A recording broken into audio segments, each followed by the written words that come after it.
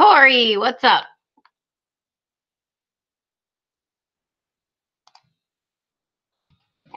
Hey, Galaxy. Hello, everybody.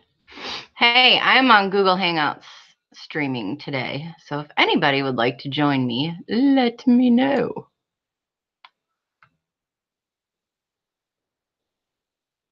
Pull tab, John. How are you guys?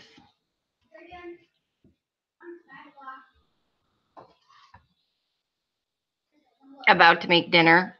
I see how you are. Whatever. I know, you always gotta have food. You men.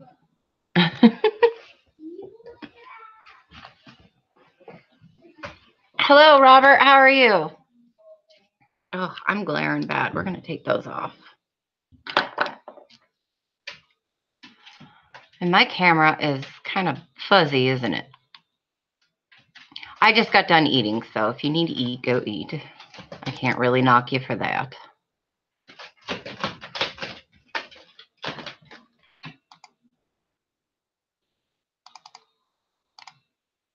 we go. That's better.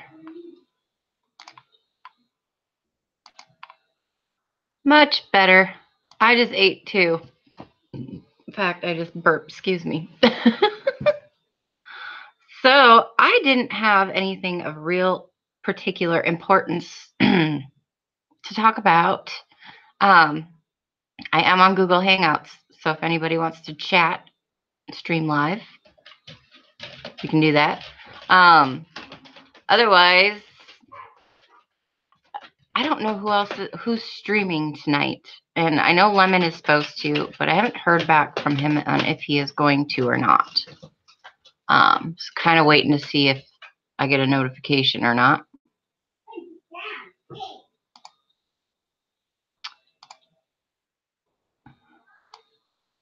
Can you split screen?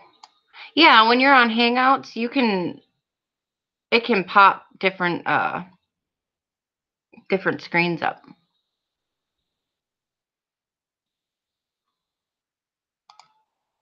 What are you talking about, Hydro?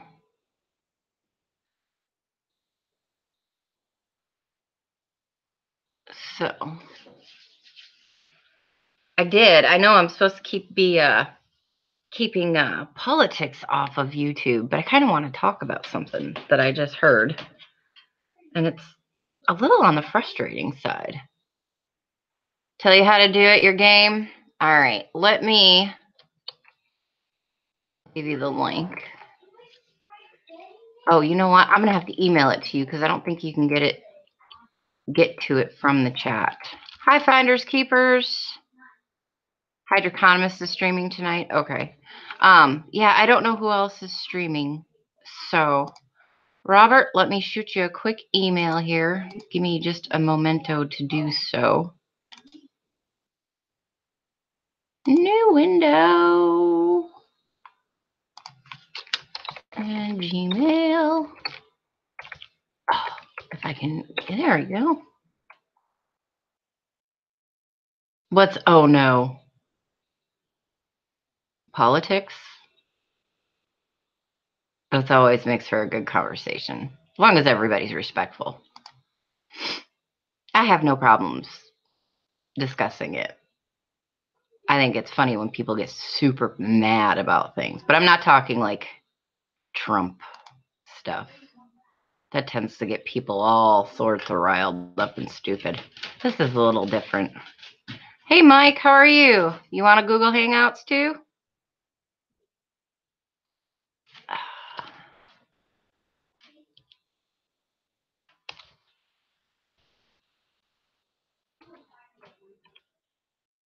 Let's see.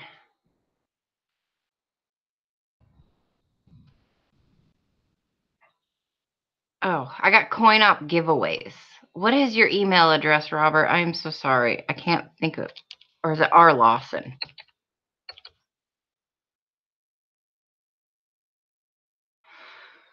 Ah! All right, we'll try this. Screw it. Hey, Nathan, how are you doing?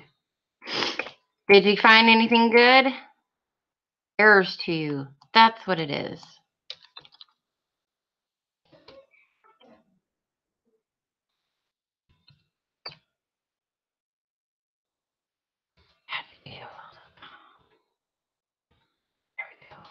Hangouts. Oh, no problem. I totally understand, Mike. How old are they? That one. There you are. Can you see me or is my camera? No, I can see you. Trey's on. Okay, because it shows here that my camera on the top, it says it's off and my mic's off, but that's good. If it's red, if you click on it and it turns red, then your camera and mic are off. Otherwise, it always shows like white. Okay. So once you click on it, it'll turn red, and then you can mute yourself or turn the camera off if you need to. Okay. So Trey, I see you, but we don't hear you. So if you're here, say something. So what's the topic? Let's see. Oh, now you're streaming as me. Pardon? Oh, I'm talking about Trey's screen. Oh. On the bottom where you see us, you can click on somebody else and that'll be what you see. So like instead of me talking to myself, I'm looking at you talking to you. Okay. Or you can leave it and it'll bounce between whoever's actually talking. Right, yeah. I want to do this because I want to get a few people up on CoinOff as well and do like little interviews or something of that nature. Oh, there you go. That would work. Well, I think it'd be cool. So the more I know about it, the better I can take and put it into play, you know? Yep. Yep. It's pretty easy to use once you use it a few times. I think it's I like to use my OBS, but for just doing this general chit chat stuff, I think it works out great. And you can always have more people on. I don't think you can do that with OBS. Yes, Hi, Les. I haven't played with OBS, so Yeah. I'm gonna try something. Les, we are just shooting the shit. That's all we're doing. Nobody else was on, so I figured I'd come on and see if anybody else wanted to sit and talk about whatever. So. Well, this is pretty neat whenever I take and push over to YouTube. I mean, other than the delay, I can take in actually on mine, you're small and I'm large. So I was just on It's Me Brian's stream, and somebody was in there, and they said that the lady who was running for governor in Georgia, who she didn't win, but she's fighting to have Stone Mountain sandblasted to remove the carving on the mountain because it's a Confederate monument. Okay. And I was like, and then they said something about during the Super Bowl, they're supposed to be playing an ad about removing all Confederate monuments. And I think that is absolutely insane. Like, I don't have to agree with what the Civil War was about, and I don't have to agree with slavery or anything like that. But removing historical monuments, I don't see that as being something that is right. I think it's like they're trying to erase history, but it doesn't make it go away. It's still there. It still happened. You know what I mean? Well, I fully understand it. And actually, I think I tend to agree a little bit. I look at it this way. I have no skin in that game. Right. When my when my ancestors came to the States, they came from Germany. They were leaving. Right after World War One, they left Germany. My great grandfather fought World War One in Germany against America, and my grandfather fought World War Two in America against Germany. Right. On my other side of the family, we were here a little bit longer, and we were always up in the north, and we sort of kind of fought against slavery, or at least my family did that I know Right. of. But again, I have no sweat in this game. I don't, listen, there's so much not known about the Civil War and the facts. Just like today, look at the news. What's really true anymore? That's Right. the sad thing that I see. Right. No, I agree because on my mother's side, my great grandparents, so not very long ago, came over from Croatia. And the crazy thing is, my great grandfather came over from Croatia. My great grandmother came over from Croatia, and then they actually met each other here and got married here. But they both had immigrated over. And then on my father's side, they're from Tennessee and Alabama. And I know that I want to say great great grandfather had slaves. Um, and, you know, as much as I don't agree with that, from what my grandmother, who's still living, has told me, he wasn't the horrendous person that you hear about. You hear the worst of the worst. You don't hear a lot of anything else. But there's nothing I can do about that. I can't change that part of my family, has that legacy, basically. Doesn't mean I have to agree with it or anything else. But on a historical aspect, I think it is absolutely ridiculous. And, putting this into somewhat of a coin collecting perspective, most of us who collect coins are history junkies. A lot of what we do is we love the historical nature of what these coins are, where they've been, where they come from, and their stories. So when it comes to historical stuff, it gets under my skin a little bit. Like, I can understand not wanting to say, this was a part of my family, because it's not something that I'm like, hey, guess what? But at the same time, it is what it is, and it is history. And, it's doomed to repeat itself if we don't know about it and change it. Well, let me propose this to you. You growing up right now, you've been accustomed to automobiles. Look at the movement now to get rid of the gas powered, fossil fuel powered automobile and go to electronics. Are we going to be looked upon as demons for driving around in an automobile? Right. I mean, it's common today. Back then, that was a common thing. Right. Now, there was good slave owners and bad slave owners, from my understanding. Right. Right.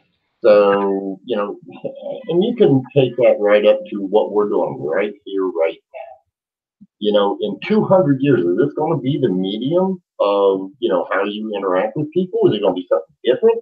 Or are the people then going to be screaming and shouting, look at those people, how they took and was destroying the world because they was using all that electricity? Right. Exactly. It's Hello, it's Lincoln, by the way. such a thing. Yes. Hi, everybody. I see Draco and Mike and John, and Yeah, somebody I see said I was rubbing elbows with you, and they called BS on it. No. Um, no, not saying, John, not saying that a slave owner is a good owner, but we're talking back when things were much, much different, and there were owners who were not abusive and did not, for that day and age, take advantage, if you want to kind of put it that way. It's hard to explain in proper terminology because life was so different back then. let me take and let me put it this way.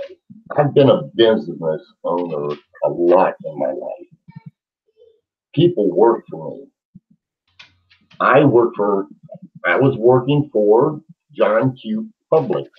Right. They were my boss. I had good people I worked for and I had bad people. What's the difference? Right.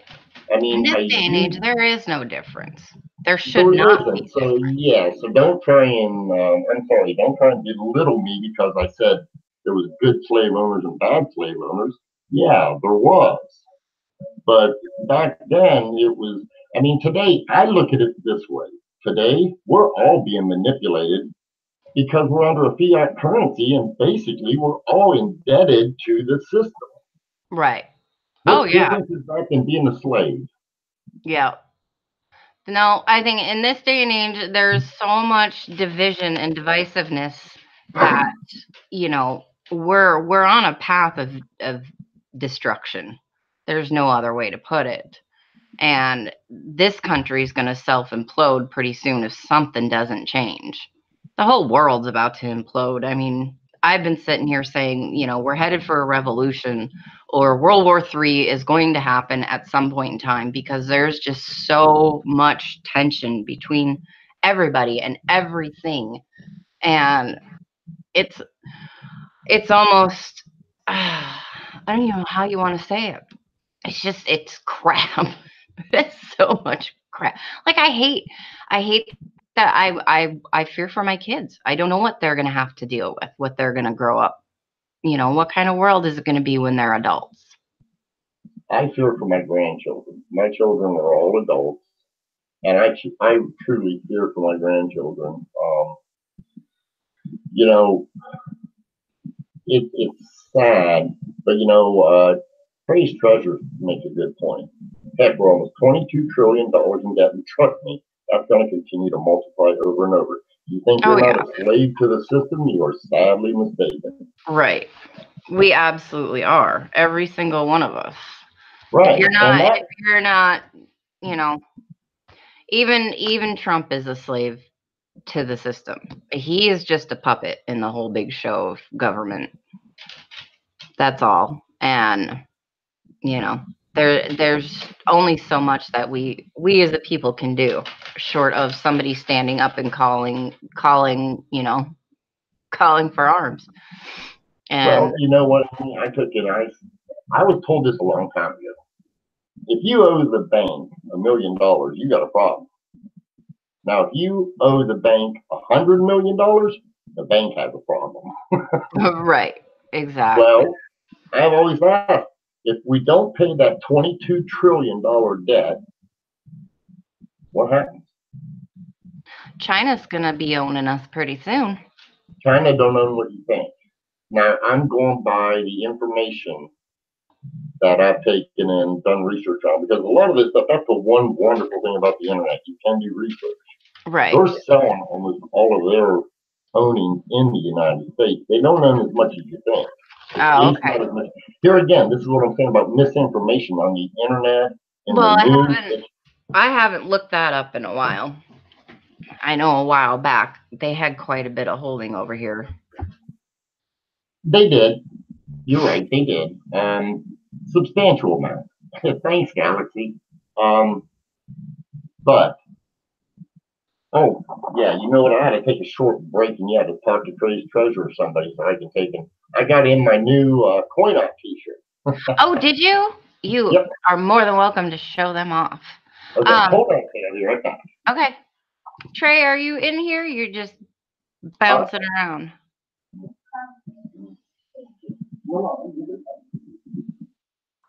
We need more than a recession at this point. Well, that's kind of what I've been saying. Hi, Amy. I see you. Good to see you. American Woodland Relics. Anybody that I missed, I'm trying to keep watch on chat too. Draco or Draco. I'm not sure how you say that. Alex. Let's see who else. Les, I was saying bullshit on Stone Mountain. Oh yes, yes. I think removing any of our monuments, regardless, is complete BS. It's historical. You don't have to like the history, you don't have to agree with it, but they were placed there for a reason. They need to stay there. So, um, oh, Lincoln's that would be good. Although I'm working really hard to not drop f bombs. If I do, I apologize in advance. Trey, I might tell you to block your ears. Okay, okay. TLT, good to see you. So we are we're just shooting the shit. But this was something I just heard about, so it was a little frustrating to me. But it's not all of what I want our discussions to be about tonight. So, thank you, Mallyman. I actually took a picture, and I looked when I had it because I had it done. I had the victory roll, like the pin up and the curls, and I seriously looked just like Rita Skeeter from Harry Potter, and it was kind of scary. So, what you got there, Robert? Just the shirt. The only hobby you can go broke and still have money. Oh, that's awesome. I like that. Very cool. So, Coin Up has new t-shirts, guys. Hi, Bill J. RB, good to see you guys. Lou.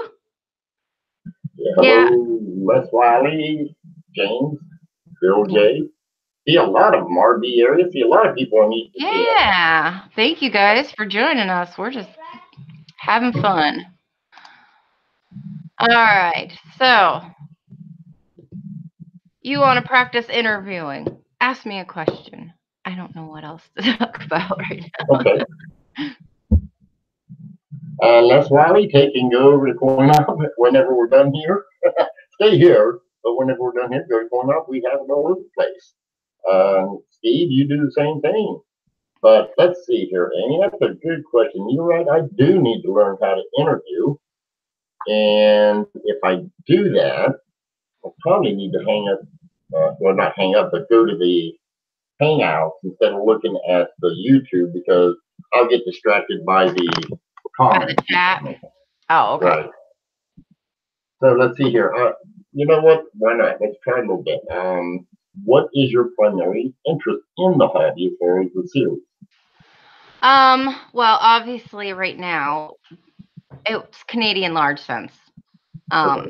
I started out doing a little bit of everything and penny hunting and grabbing nickels and quarters and dimes and literally like had just started 50-cent pieces, dollar coins, anything I could get.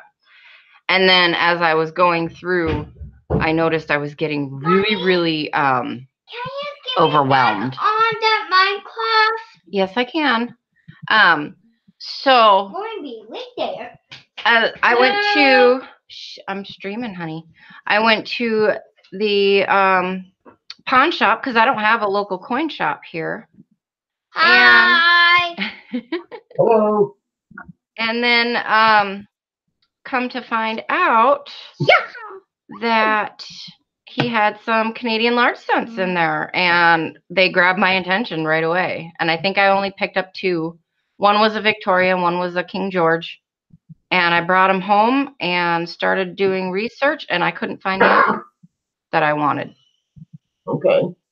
That was frustrating. So are you putting you say no? You said you're getting overwhelmed, which I know how that can be. Are you putting together a year set, or I'm not real familiar with Canadian, so I have to ask also. I believe there's a few mint marks. The Canadian large cents, the easiest way to do it is to go by monarch. So there's 3 monarchs for the Canadians. Queen Victoria, King Edward VII, and King George V. Thank you. You're welcome. And so I have all of King George V done. That's 1911 to 1920. They're the most. That was the most that was ever minted for those. So they're abundant. You can find them in really good grades for fairly cheap. And then I'm almost done with King Edward's, and I only have a very few Victorias left. So I'll be done with it here shortly. Okay, so for people like me who don't understand the monarchy, are they similar to like the Flying Eagle, the Indian, and the Lincoln cent series, or they're just it's for all of Canada, or is it regional? It's all of Canada. And I'll take that back because there's 2 years, 1858 and 1859.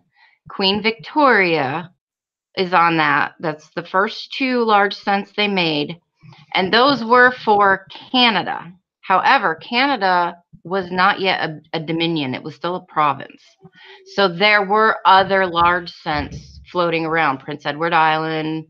I think there is. What else was there? I want to say like a northern Canada. Yeah, but they're all No, it's just loading up, honey. Okay? Can I sit with you? No, go upstairs while I'm doing this. Go. Please and thank you.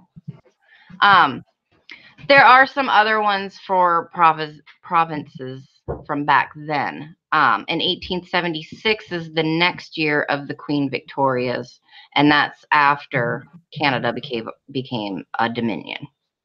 Okay. Hey, that's pretty good. I learned something here. Yeah, there's a lot of history to them. So the 1936 Canadian coins, not just going to say pennies because it's on all Canadian coins, quarters, dimes, nickels, and pennies. I'm not 100% sure about half dollars, but they're all the dot cents. They all have the dot underneath the coins. Oh, if it's not the kid, it's the cat.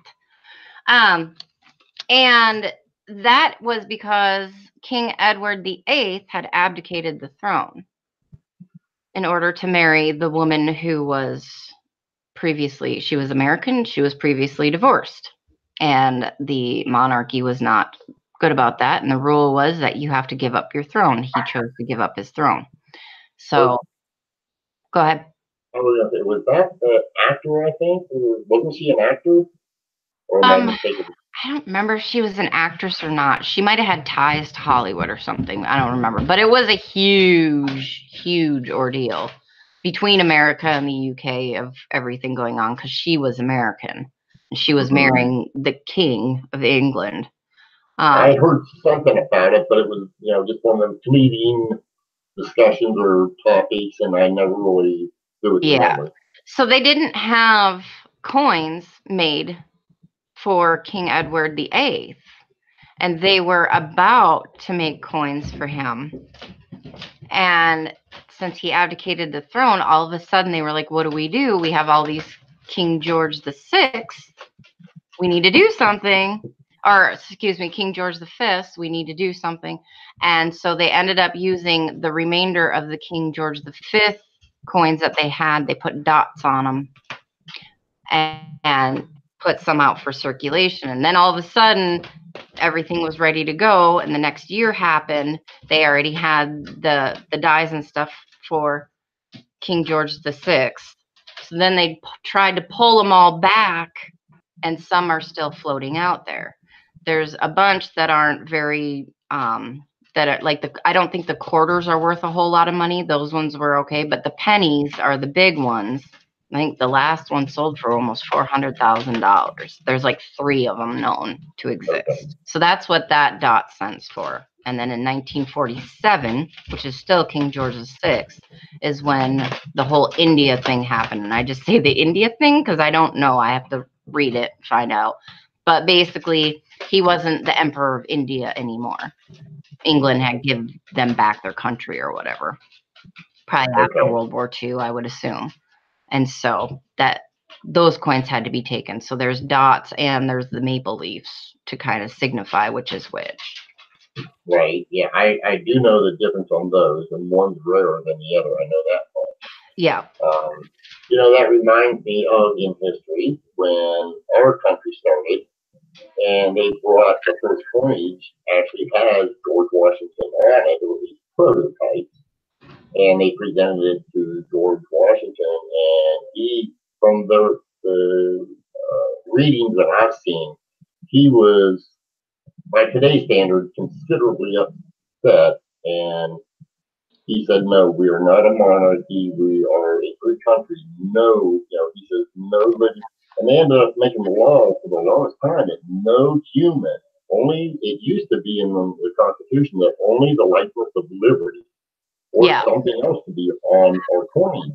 And it wasn't until 1909, and there was a big uproar in the coin community and in the United States because they put Lincoln on the penny. Everybody was really upset about that. Oh, wow. I didn't see. I heard about the Washington not wanting it and wanting just the likeness of liberty. So that's why we have liberty or the flying eagle or something, of that nature. Right. And actually, I was watching a show last night, a History Channel show, and it's called Top 10 Ancient Something or Another's. and it's different ones. So it was ancient ships was one, and then the one I watched last night was ancient monuments. And they were talking about the Colossus of Rhodes and how it's been suggested, it has never been proven, that the likeness of our Statue of Liberty was taken after the likeness of the Colossus of Rhodes, which is an old ancient Greek. Right. And that was something I've read or seen something about that as well. Because in actually, if you look at a lot of the French coins, they have coins that look, at first glance, they'll look like American coins because they have Liberty on it. Mm-hmm. And well, it is very, yeah. And talking about Rome, and we were just talking about the history of our land. You know, right now what I'm seeing, and me and a friend, I've got a very good friend. Basically, when we were teenagers, we used to set up all night in front of our apartment and just talk how we were going to take and change the world and all that, as teenagers do. Right. And we just got into a discussion where we were talking about how the Senate in Rome took, and really that's where many theorists feel that was the demise of Rome itself. Right. And there's some people right now, as you said, forget your history and you're deemed to repeat it. Well, they feel that that's what's going on right now in politics, which that's really about all the politics I want to talk about. Right. Yeah, I didn't want to get super deep into politics. I'll leave that to Southside Stacker if you've been on his live streams.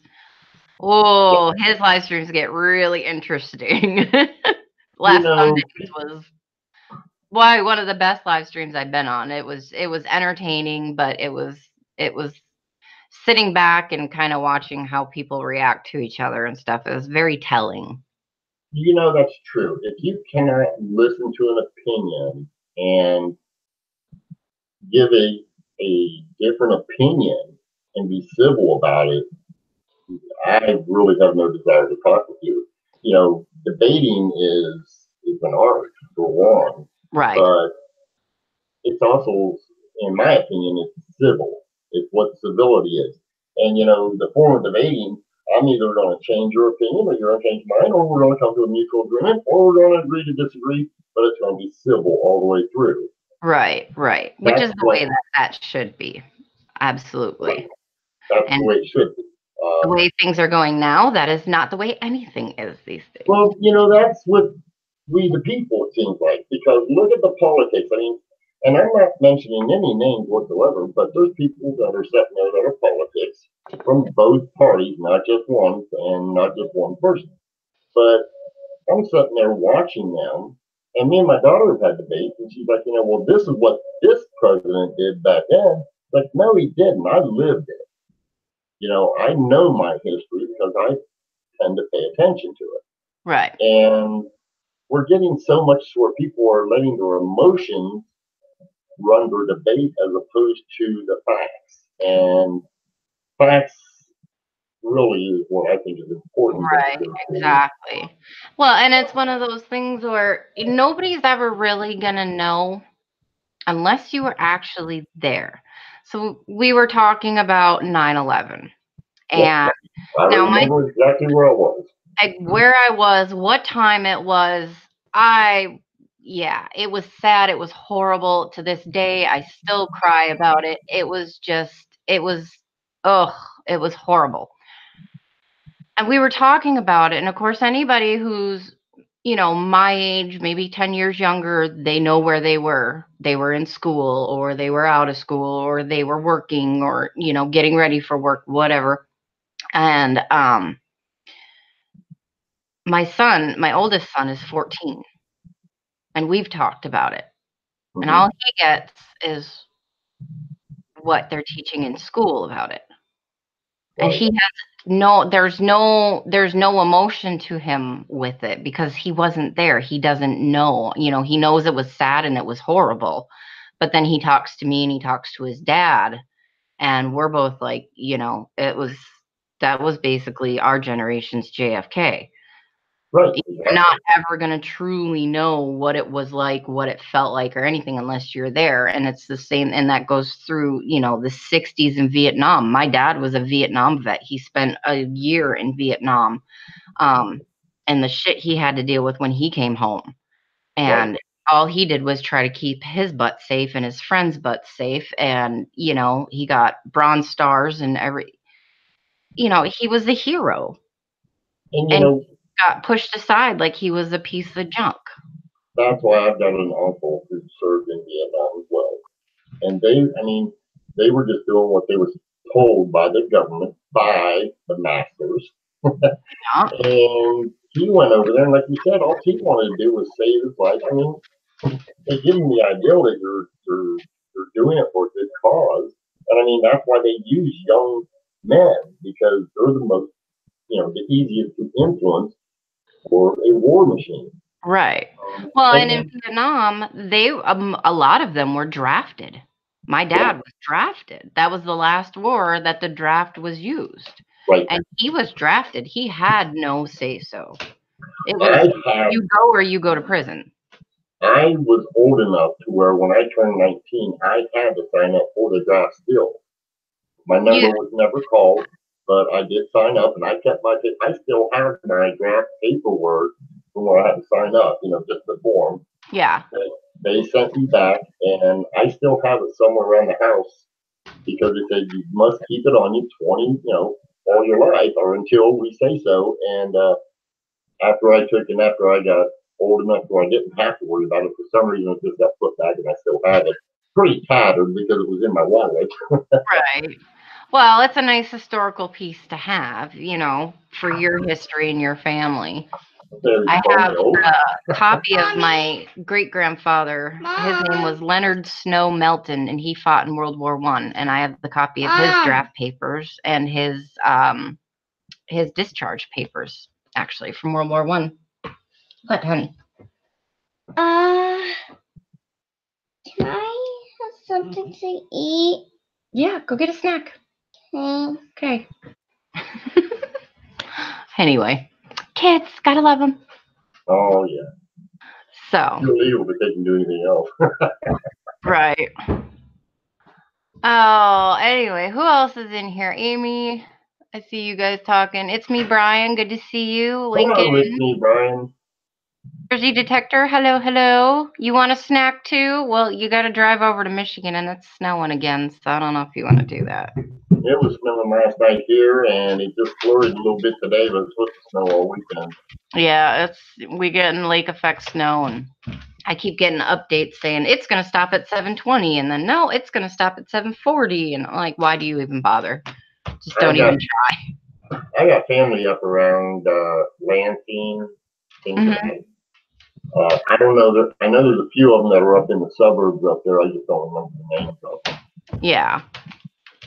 No, go a little bit north of Lansing, and they get quite a bit of snow like we do. I don't think they've gotten quite as much as we have, but it pretty much looks the same until you get south of right up north of Lansing is where it kind of cuts off, and then it turns into not so bad.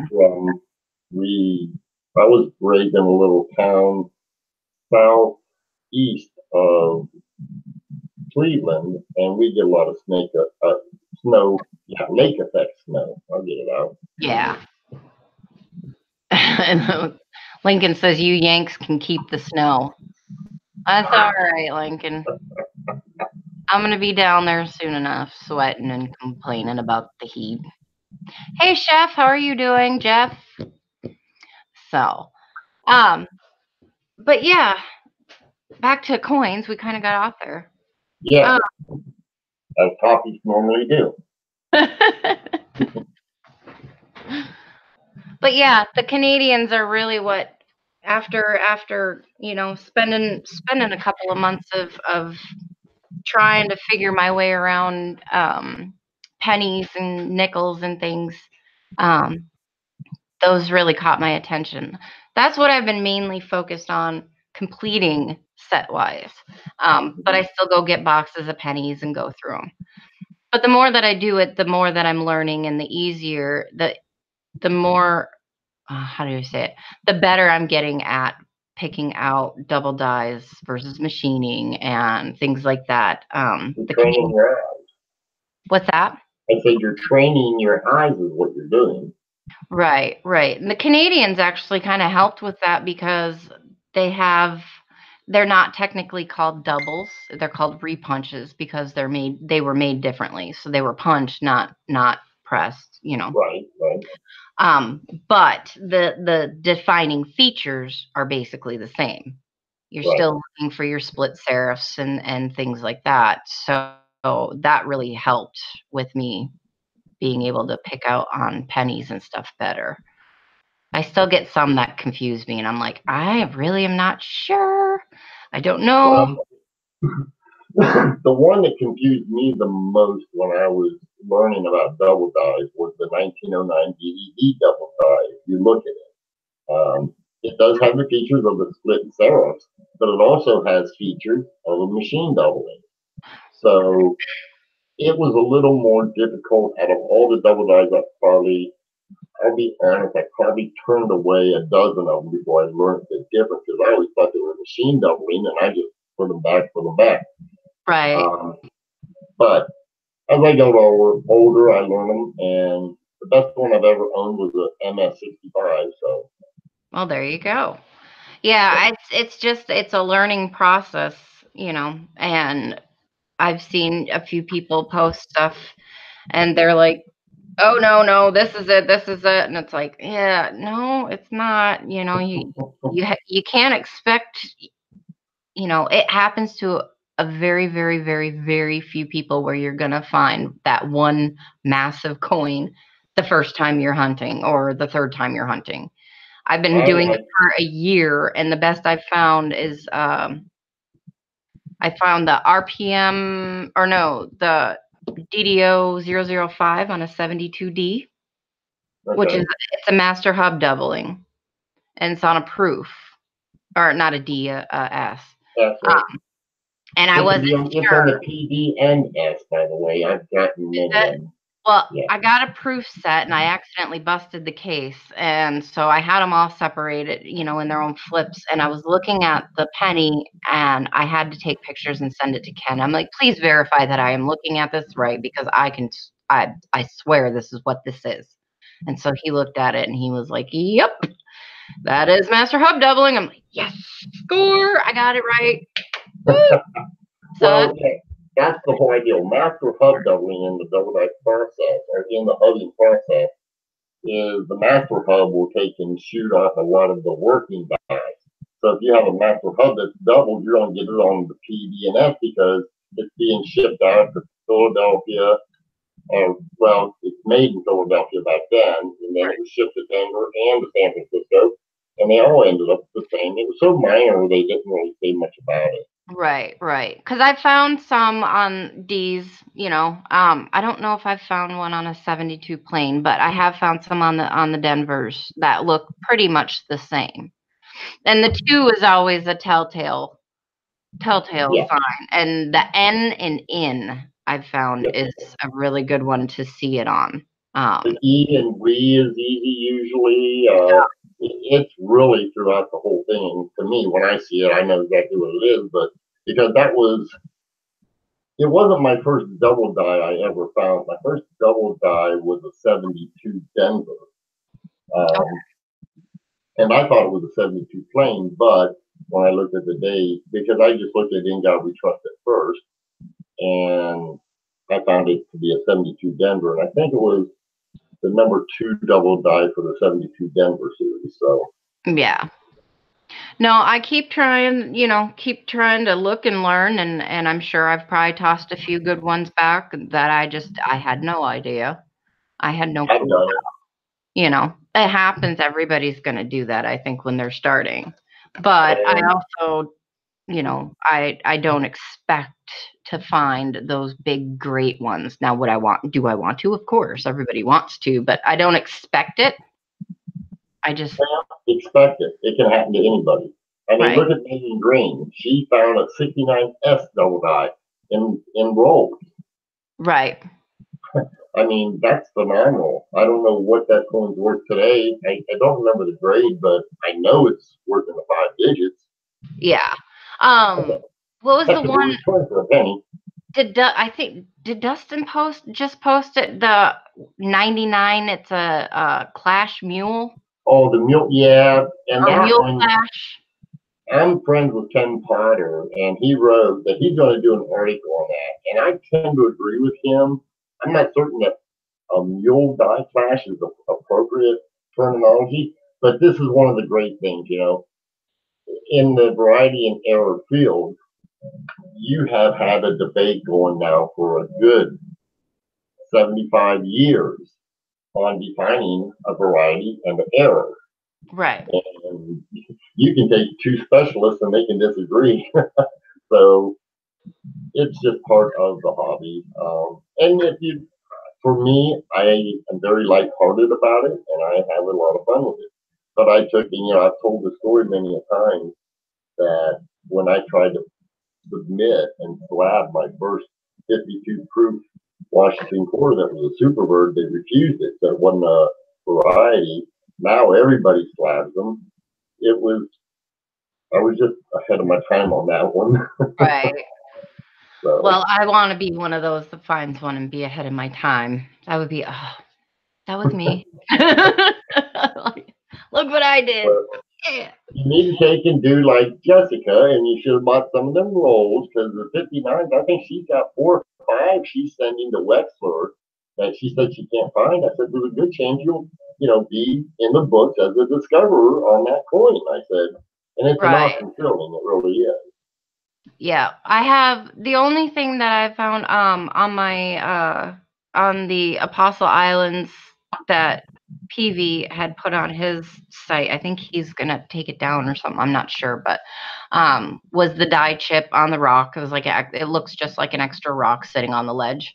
Um, and then I sent him another one. I don't remember if I sent him one with the die crack, but the pictured rocks one has a die crack, and it runs straight from the far left point of the rock. And every once in a while, you'll see it a little bit in the center where there's like a hole in between the rock. But I didn't find, not all of them have it in the center of the rock. So those are the only two things that I've found. But I haven't, other than sending them to Ken, I haven't done anything much else with them. Well, you'll have to get John Wexler on your radar, even though he's not on the internet much. Corresponding with him is, it's very pleasurable. He's a very nice guy. I've met him a few times also in person. Got to talk with him many, many times. But he's the one that you can send the coin to, get it attributed. I've tried to get Ken Potter to take over the job for Konica for new attributions, but he's just too busy, and I understand that. I know how busy I am. I had thrown it in my head a little bit, thought about taking in, I don't want to mention names, but somebody had taken in, thrown out that they needed somebody to attribute some dimes. And I was asked about it, and I said I didn't really think I had time. Well, they really never directly asked me. They in a roundabout way, and I really didn't respond because, like I said, I just don't know that I have time. Because I'm not certain what volume those contributors get. I really just don't know. And I probably ought to ask John. I'm certain he would tell me. Yeah. Oh, I'm sure.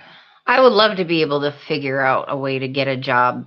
I did a little bit of an auction yesterday, just because one, I have too much stuff that it's not stuff that I'm really, big on collecting, and I just purchased it at the time because I thought it was a good deal.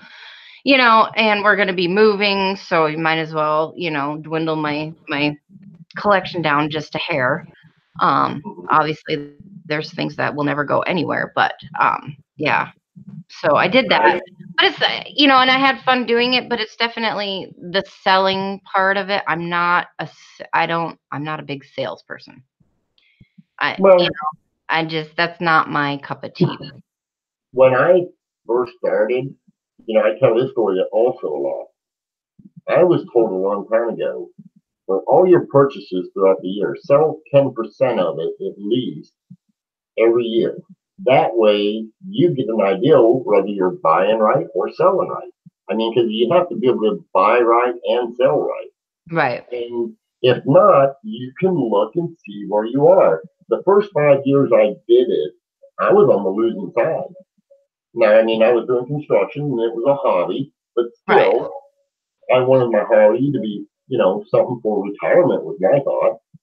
And so with me buying and selling that way, like I say, it took me about 5 years till the sixth year I started to make a little bit of money, but I had changed my habits, how I was buying and how I was selling. So, Yeah. And that's something that, I've been working on since I started, because when I first started, um, I bought kind of the things I thought were cool. No real rhyme or reason to them. I've made a few purchases for, oh, well, I got $6. I can buy that. Like, emotional wise, just stupid stuff like retail therapy basically.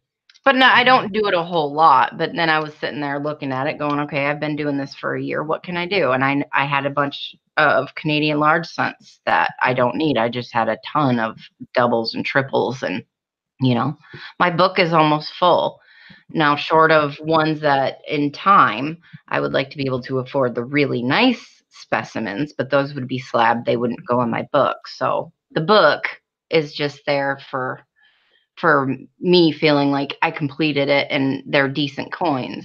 Um, but getting onto that higher end stuff is a little ways down the track yet. well, see, now this is why I learned about varieties and errors. Mainly varieties. I could take and go to coin shops, buy what the coin dealers were not looking for, turn that for a profit, and then I could use that money. I could parlay that into the nicer coins like you're referring to. I mean, and don't get me wrong, I don't have the most prestigious set out there by no means. I mean, I consider it a junkie set, but I take and I have my favorites. But that's how the buying and selling I was just referring to, that's how that came into play to where once I started making money, then I could take that money and buy, say, a nicer piece for my Mercury Diamond set. And that's basically how I took in. I've got a really, really nice Mercury Diamond set. Still not complete, but I haven't given up hope on it. Uh, Yeah. it's just I take and it just slows down if you work into that era of coins before World War II, it get a little more difficult to complete sets. Right. Yeah. And especially with American coins, they can get really pricey really fast. Oh yeah, and they're not going down.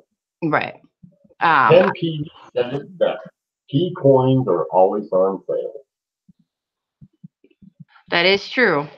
That is I very tell people if you want to do it, like my last set that I'm building is a peace dollar set. And the first few coins I purchased was the keys. And then I'm building my set around those keys. And that way they're less expensive. But if you depends on how picky you want to be. right. I'm trying to do an AU58 set. So and I sort of messed up because I think a 63, MS 63, 21, and 28. But Yeah. No, I the what was it? Oh, my youngest son who's been down here. His name is Trajan. He was named after the Emperor Trajan. okay, And so I was talking with Hoosier and Rivendell and them last Friday night, and Rivendell sent me an email because I've been wanting to find a Roman Emperor Trajan coin.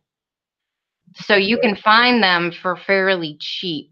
They're bronze, they're green, they're crunchy and crusty. You can get those pretty often and for pretty cheap. And I'm like, just like no. little boys. I was before I had actually said anything, I was looking up some on I don't even remember what auction site, but it wasn't the ones they gave me. And you're talking 15,000 easy. 7,500. And I mean, granted, the $15,000 one was a gold Trajan coin, but I'm going, oh, I sent a screenshot to my husband going, honey, are you okay? So he ended up sending me a link to an eBay auction, and that seller does Romans, and it was a beautiful silver denarius for like $185. I think that was, I don't think it was the buy it now. I think that was the bid. So it probably would have went up from there. But you know, it is within the scope of reality. So that's one of my coins that even though I'm not looking to collect Romans, there is that one coin that, you know, is a must. I really want that coin. So part of why I was selling is to start earning some money, put it in savings for that coin. So that's what I have been doing, because that coin I can't see ever losing value. Mhm. You know. Well, we took and we started our coin business as a team, me and Forlena, a little over 2 years ago. After a couple of years, you'll start, if you go ahead and do your actions and stuff, you'll get recognized. You know, a lot of it is people trusting you, and they'll start spending the money, and you can take and do like you're doing. Sell off your odd stuff. Start out, you know, don't be afraid. I mean, and as you go, you get more people to trust you and buy from you that need the sets. You know, the people that need Canadians will come to your channel and they'll look for it, you know. Right. And that's what, it's just repetitiveness is what it is. Right. So it's all part of learning how to do it, you know. And so far I think I've been doing fairly well, and I love it. I think it is a blast. If I can make a career out of coins, I would be happier than a pig in poop. So, you know. Well, you'll have to take in that country. There's a book about Yay Fit, and it's not got many pictures in it. And that's what it takes to be a numismatic scholar. And it took us, me and a group of 8. Well, it started out about 14. It turned out, I think, 4 or 5 of us. We did the test and passed it, but we took, I guess, a little over a year doing studies. But now we had to do it part time because we all work. Right. So, and we would study 1 to 2 hours at a time and do a lot of home study besides that, looking at videos. That's another thing. There's 8, 12, 14 or 16 videos that you got to watch. And is that through the ANA? yes, it is. Is it? I've been looking at doing that. Most definitely. I've got all my books still. And I Do you? thought about doing a Patreon channel and strictly having it to where we start out at page 1 and go all the way through it. Oh, nice. Just a study group though, you know. Right, right. Oldies, I would never change his name to Constantine. Trajan was a very good emperor. He's one of the top 5 emperors. Why he's not more popular is beyond me, but he's not as popular as he should be. But he was one of the 5 greatest. He was not a tyrant by any stretch of the imagination. So,